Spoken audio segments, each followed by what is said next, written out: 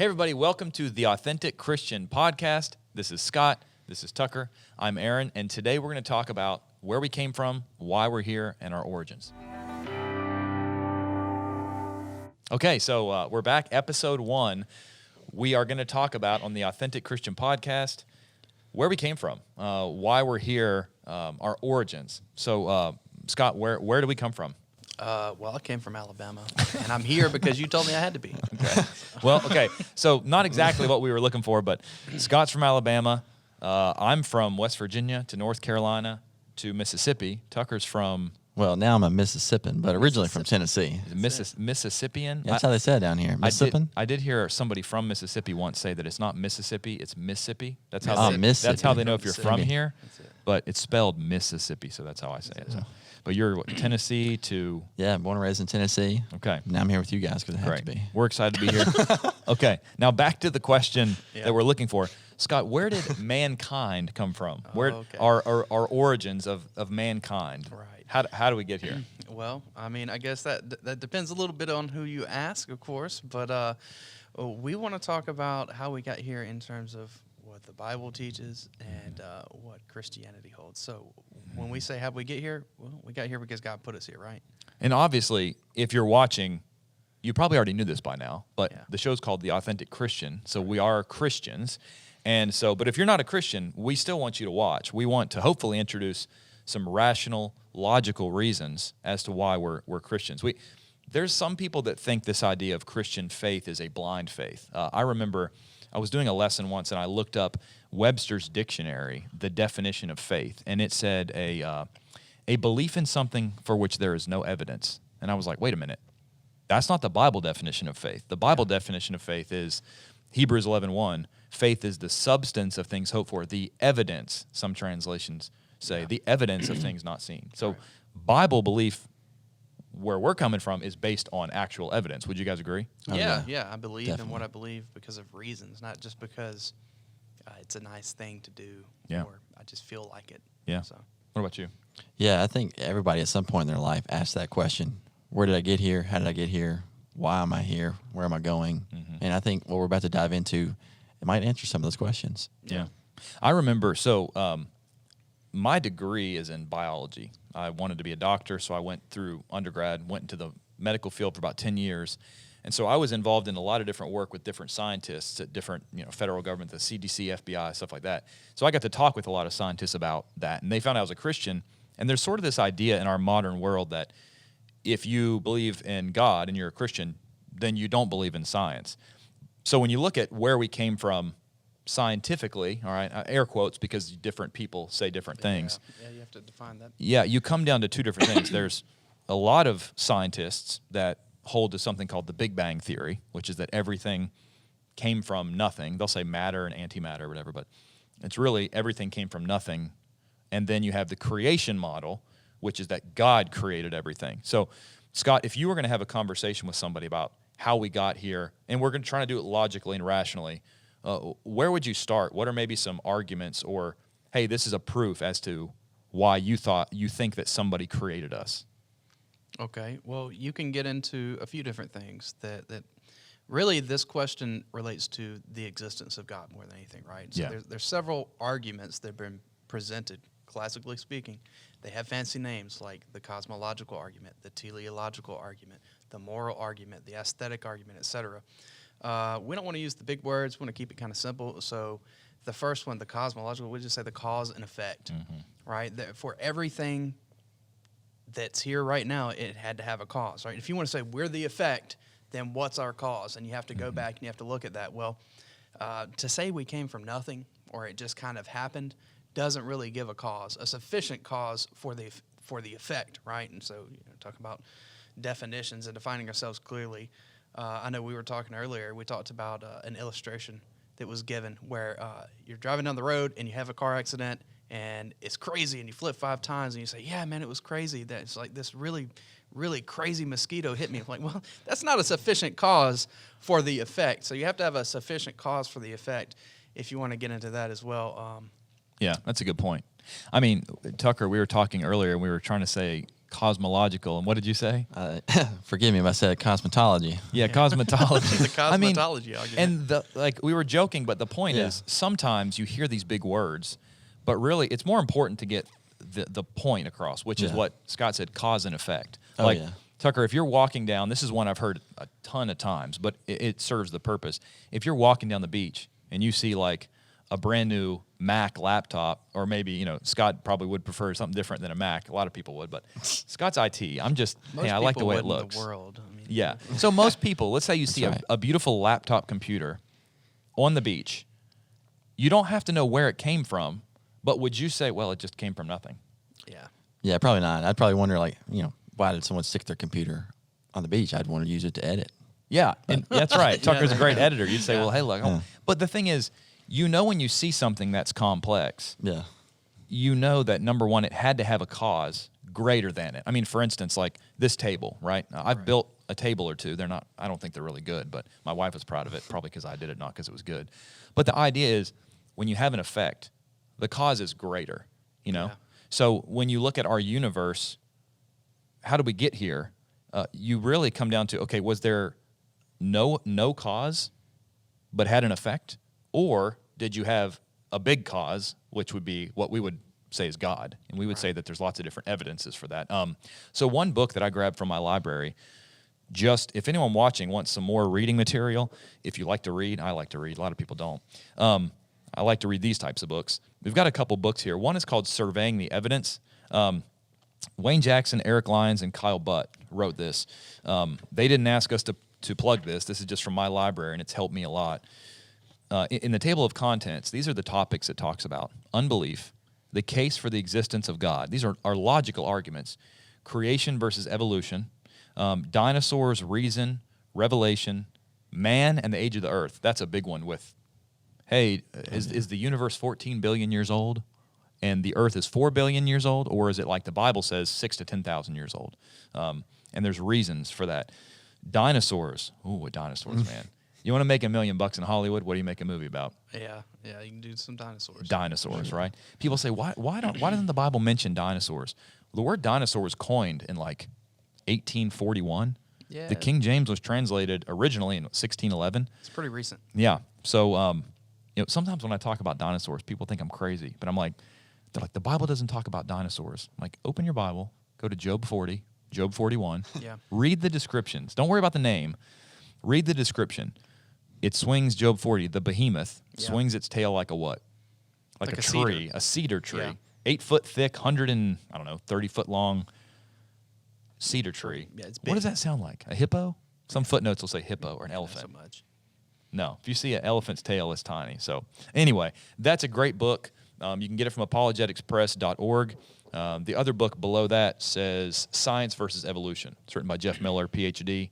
Apologetics Press, those guys done so much for me. So they didn't ask us to plug it. That's just, I believe in their work. So, okay. Yeah, great resource. Great resources. All right, let's get back to, so you mentioned the cosmetological, no, I'm kidding. Cosmological, not cosmetology. Or the cause and the effect. Cause and effect. I guess to add a little bit of something to that, one of the problems with just saying, well, it's the Big Bang is they may go back and say, well, the cause was this infinitely small point that exploded. And it's like, yeah, but where did that come from? Mm-hmm. I mean, you're always going to be left with that question, well, where did that come from? Mm-hmm. Something, if you wanted to assume that was correct, which I wouldn't, but if you did, you would still have to say something put that there. What was the cause of that infinitely small point of matter that was super compressed and exploded? So it doesn't sufficiently answer the question of the cause and the effect. How did we get here? In my college, I had a class, evolutionary biology, and we started from the assumption that everything just, the singularity. Yeah. And I would ask questions. The teachers probably didn't like me, but I'm like, yeah, but they'd say, I'd say, how we go back? Well, we go back all the way to, amoeba or these original chemicals, and it's like, yeah, but where did they come from? And there was never an answer. It was, well, we haven't figured that out yet. Yeah. But that's sort of the... We're just going to assume Yeah. that something Yeah. out there So- happened, and we don't know what it is, but we'll Yeah. just assume it because we don't like the alternative. So you mentioned another one. You mentioned the moral argument. Yeah. This one is a little bit, obviously, you hear moral. Tucker, what the moral argument is the idea that what? So I think to simplify it, that morality had to come from something. Mm-hmm. If not, we're kind of getting to the point where I get to decide what's moral or what isn't moral. Yeah. And so at some point, someone had to set the morals in place. If not, we kind of can do whatever we want. Yeah. It It's seems like that. If I want your coffee mug, if I want his coffee because I'm running low, I can just take it, right? Yeah. Would that be wrong? I mean, if you assume that there's there's no God, then you couldn't say that that's wrong. Yeah. Absolutely wrong. Objectively wrong. Yeah. I mean, you know, the the good and well-known illustration for a good cause. What about Hitler? Why was it wrong for him to have done what he did? It was not against German law. It wasn't against international law at the time. Yeah. There was no international law. There was no German law that he violated. So what law did he violate? I mean, where did that come from? Yeah. I mean, he was doing the will of the state, so to speak, at the time. So it was legal. Yeah. I mean, by what ground do you say that it was wrong? Well, that's what the Nuremberg trials, when they tried him, they basically said you were guilty of a higher law, a moral law. Right. Well, what law? They were referring to God's law, Yeah. right? And so you're exactly right. It's like, I mean, when you see a lion, a big lion, kill an old lion, it's like, well, was that immoral? Well, animals don't have morals like we do. So it's this idea that there had to be, what Tucker said is basically, if there's a moral law, it demands that there's someone who gave that moral law. Right. I mean, otherwise, for instance, I know it's a touchy topic, but in our country today, you got racism, right? The idea of, you know, people that are dying, is it morally wrong? I would say, of course it is. Yeah. And I get that from the moral lawmaker, God. Galatians 3:28, there's neither Jew nor Greek. As far as salvation, all people are the same. Acts 17, we're made from one blood, one race. Yeah. We're equal in God's eyes. Yeah. But if somebody says we evolved, it's like, well, okay, racism's wrong. We agree on that. Where would you say racism's wrong if you don't have a moral law? Yeah, you'd have to argue a subjective point. Yeah, just, subjective. Just based on my opinion, based on the way that I see the world, based on what I think is best for humanity, I'm going to say this is wrong. But what authority do you really have? I mean, where does that authority come from? It boils down to, if that's the way that the world works, might makes right. Whoever has the majority and has the most force behind them, physical ability to enforce their will, they determine what is right and what is wrong. Yeah. Is that really what most people would agree is the source of right and wrong? Certainly not. If you ask the question, is it right to commit rape? Well, most people say no. It's absolutely wrong to commit rape. Yeah. Okay, well, our Kyle Butt did a great illustration in a debate with a man named Dan Barker. Yep. And he asked that question. What was the illustration? It was something like, if aliens came to Earth and said that you would save maybe 2 million people. Go watch the Dan Barker Kyle Butt debate, because I'm probably going to butcher it. But it was something like, Kyle Butt asked Dan Barker, if you had to rape 1 million people to save the majority, would it be right? Yeah. And Dan Barker said what? He said, yeah. He said, yeah, Basically. it would be I'd okay. hate myself for it. I'd feel disgusted. I think he said he'd probably even commit suicide after it was done, but he would do it for the greater good of mankind. So and he kept going up. So he started with one person. If you had to rape one person to save the entire earth from the alien invasion, they said, here's the condition. If you do this, we won't kill everybody. He said, yeah, I'll do it. Well, what about 1,000? Well, what about 1 million? And et cetera. And so the point of it was this: at what level does it reach such absurdity that you have to give up the position? And that's done to point out that it's a subjective standard. It's not an objective standard. We would argue that it is always wrong to commit rape, no matter what the perceived good might come out of it. It's wrong, period. Absolutely. It doesn't matter if somebody is threatening to kill 1 million people or 7 billion people. It's always wrong to commit rape. Why? Because we have an objective source of authority telling us that it's wrong. It's morally wrong. God. Yeah. Right. You know, you mentioned Hitler earlier. I was on a road trip yesterday, and I was listening to, once again, I'm going to plug Apologetics Press, but they have it's called Pillars of Faith Seminar on YouTube. It's like 19 videos where... I've watched this, great. Yeah, I've watched it maybe dozens of times when I travel on the road. In one of those lessons, I forget which one, either Kyle Butt or Eric Lyons talk about Hitler. And Hitler basically said something about the reason that I can exterminate Jews and Polish and all the different people, the reason I can do that is because I'm more powerful. and I have the right. It was that right. Might makes right. And he also thought he was doing the greater good. Yeah. Yeah. I mean, in Hitler's mind, he was doing the right thing. He was doing what he thought was best for mankind, which was to wipe out what he considered to be the inferior races and purify mankind so that we would be a better species. That's what he thought. Yeah. He had the majority of people on his side in his country, and so he went about and did it. And, the question is, and it was asked, what gave you the right? Yeah. Well, the answer was he didn't have one. Yeah. There was a higher law that he violated. Yeah. I think one thing that I love to do is to keep things simple, but also see the big picture.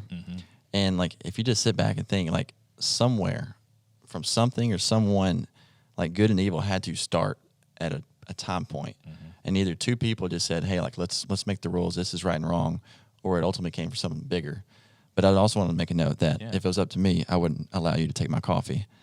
I'm just joking. Well, Tucker would offer his coffee to me, which I know you would. I mean, he already made a pot of coffee for us. So, yeah, I mean, what you said is exactly right.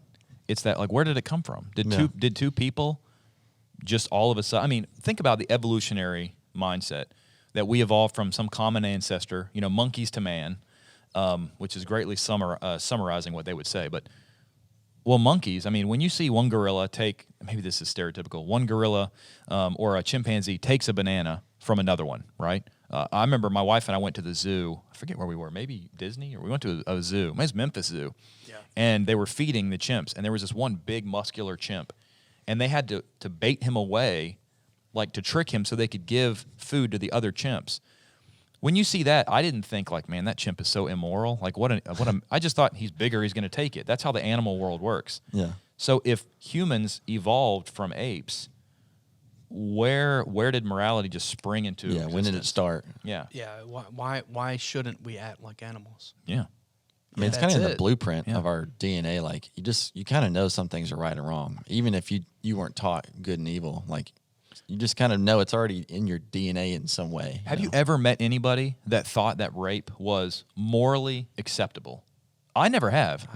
I will say this, though. In the Pillars of Faith seminar, I think it was Kyle Butt, he quoted a lot of evolutionists that different ones, and you can go watch them for yourself, because I can't remember everything that I listened to yesterday, but he talked about these quotes from evolutionists that said, one of them, I think I screenshotted it on my phone. I won't look for it right now, but when you guys are talking, I might look for it.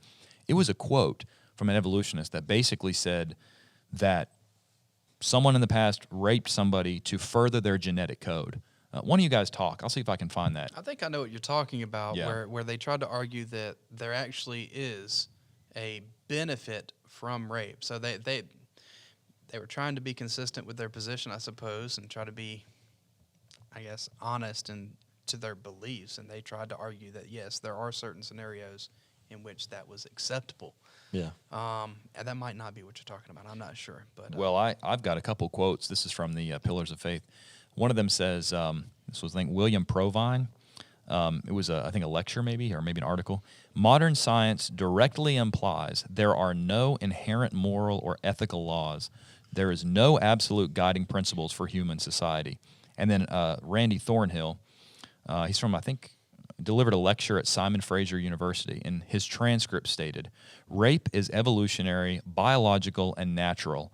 Our male ancestors became ancestors in part because they conditionally used rape." That's crazy. Now, is that not crazy? yeah, that's what I was getting at. Now, I've talked to atheists before that will say, well, no, that's not a logical argument. I think it's pretty clear, and there's a reason why it's been being used for a long time, that, hey, look, rape is inherently morally repugnant and wrong. In the Old Testament, what did God say if you raped somebody? What was the consequence? Well, you'd be put to death. Be put to death. Yeah. I mean, that's awful.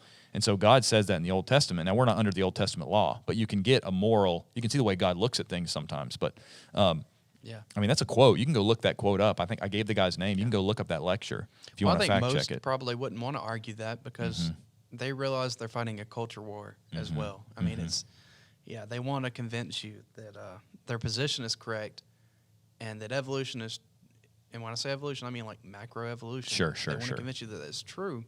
But they also realize that it's not going to be very popular to come out and say, well, rape's okay, actually. Yeah. In terms of science, it's fine. Yeah. So, yeah. Most people, even if they knew that's where it logically headed, Yeah. they wouldn't want to Yeah. They wouldn't want to talk about it. Oh, yeah. It's I mean, No. how are you going to win people to your side when you have to admit that your side teaches that rape is acceptable or murder is acceptable or whatever? I mean, anything goes. I've talked to guys. They wouldn't come out and admit that. They would, and I don't mean to disrespect, but in my opinion, they are twisting and turning their logic to try to get to but it's wrong for this reason. Yeah. It's like, yeah, but you can't say anything's wrong unless you admit that there is a higher power giving a moral set of laws. Yeah. Hey, everybody, thanks for listening to the Authentic Christian Podcast. This podcast is sponsored by the Gospel Broadcasting Network, or GBN for short. You can hop on the App Store, search Gospel Broadcasting Network, and you can download the app. And there's this show, many other great shows that you can watch or listen to. Start learning more about the Bible and why we're here, what our purpose is. Thanks for listening. One of the other things you mentioned was it teleological? Yeah, we did. And that kind of, I liked where you were going. You mentioned the laptop that you found on a beach. That's been given. But that's the idea of something that has a design has to have had a designer, right? And so, that's a really good argument in my opinion. There's a lot of famous illustrations from the past, like you can't put a bomb inside of a watch factory and have it explode and then all of a sudden pick up a Rolex. I mean, it just doesn't work that way. No amount of time or number of explosions would produce that Rolex. It's just not going to happen. Yeah. That's the gist of the teleological or the design argument. Yeah, I mean, you guys know I come from a video storytelling background, and a couple years back, my friend and I went to Colorado, and we stayed in this chalet, this little cabin on top of a mountain. I think it was Mount Princeton, possibly. But anyways, we woke up in the morning and got on top of the roof, and you can see 10 different. They say you can watch the sunset 10 different times, and it's so cool because it was beautiful, it was awesome. But you look at that. And it goes back to that designer, like someone you would think, like who made such a beautiful sunrise and sunset? Who made the mountains? Who made the warm, coffee that touches your tongue? That tastes great. Who made all that? So it does raise that question: is there a designer? That goes into the aesthetic argument as well. When you look at the animal kingdom, you don't see them appreciating beauty. You don't see. Animals run down from the trees or come up out of their burrows or whatever and go to the edge of the hill or the mountainside and sit down and watch the sunset or the sunrise. They don't paint the pictures. They don't do that. I've never seen my two dogs. We've got a French bulldog and then another one that's like it's called a Karelian bear dog. The vet said that. I feel like I'm lying every time I tell that breed, but I've never seen them like contemplating like, why are we here? Yeah, having this discussion, like, where do we come from? Yeah, that's I've never seen my two that's dogs. unique to humans. That's something that was put in us. The point that you mentioned about it sounds like Romans chapter 1 and verse 20. For since the creation of the world, speaking of God's, invisible attributes are clearly seen, being understood by the things that are made, even his eternal power and Godhead, so that they're without excuse. So it's talking about you can look at the things created and know there had to be a creator. I remember one thing. Let me see if I have it written in Genesis. I like to write things down in my Bible that I know I won't get right later. One of the things that I heard about, it was the expanse of the universe. It's Genesis chapter 1 and verse 16. It says, he made the stars also. So God he made the stars also, right? Just a little extra. Yeah, just the stars. I did some research. In Hebrew, I think it's actually two words. And, okay, so the sun is 90. Do you know how far the sun away is? Sun is away from us? I don't remember. 93 million miles. That's pretty far. That's a long way. 93 million miles, okay? If you shrink that down to 1 inch, if 93 million miles, the distance from here to the sun is 1 inch, the next closest star, it's a cluster of 3 stars that are 4.2 light years away. Alpha Centauri A and B, I think, and like Proxima Centauri. If 93 million miles is 1 inch, 12 inches is 1.1 billion miles. So what is this, 12 inches? This represents 1.1 billion miles. Do you know how close the closest star to us is? Go for it. Take a guess. It's like 500 miles? No, 4 miles away. Oh, wow. That's 24 trillion miles, the closest star to us. I mean, that's ridiculous. I think what's really cool that I think God knew it whenever he designed everything was when you go back to Romans 1, Yeah. and you're talking about how like you can see creation and you just kind of are in awe of it. That it's not even just Christians. Like everybody, like whether they're a Christian or not, can look at a sunset or a flower or something beautiful and be like, that looks really cool. Yeah. And then appreciate that. And that leads you into that thinking of more of like the whole episode of this was like, is there something bigger? Could it be? And I think, that ties into another argument, which is if you look at all the cultures across the earth throughout time, there's always been a desire to worship something. Mm-hmm. There's always been that search for, that look for a deity.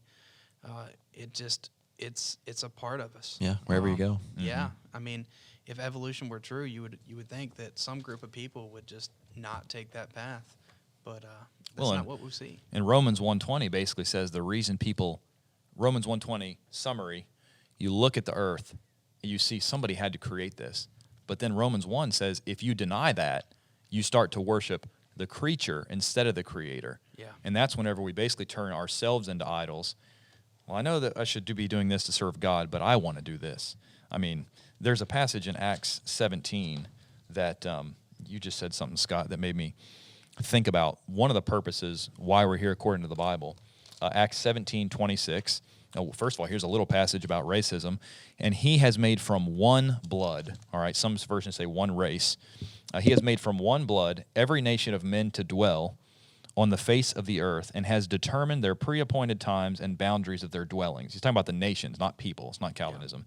Yeah. So that they, verse 27, here's our purpose, so that they should seek the Lord in the hope that they might grope for him and find him, though he is not far from each one of us.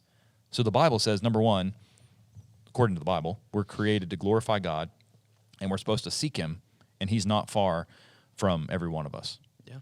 I love that. That makes me have a purpose of getting up in the morning, Mm-hmm. and I'm excited to dig into that a little bit more. Yeah. Yeah, I mean, you're talking about, we asked the question, why am I here? I mean, theologically, we're here because God wants us to be here. Mm-hmm. It's not because he needs us to be here. No. It's not because he depends on us for food or clothing or shelter or anything like that. He wants us to be here. I guess in my mind, why am I here? And speaking to that aspect of it, it's most similar to like parents having children. Like it's a little different, obviously, but you desire to have children because you want somebody to love, to care for, to have that compassion on, that relationship, and hopefully one day they'll have the same towards you. In a similar way, that's why we're here. Yeah. God wants us to be here with him. He wants us to go to heaven to be with him. It's a great point. In Acts 17:25, you said, you talked about God doesn't need us, nor is he worshipped with men's hands as though he needed anything. Some people say, well, if God needs you to worship him, that's sort of egotistical. Right. God doesn't need us. So while we're here, guys, great thoughts. We're going to wrap it up for episode 1, and we'll be back to talk with you guys some more on the next episode of the Authentic Christian Podcast. Thank you so much for watching, and we hope that you have a great day.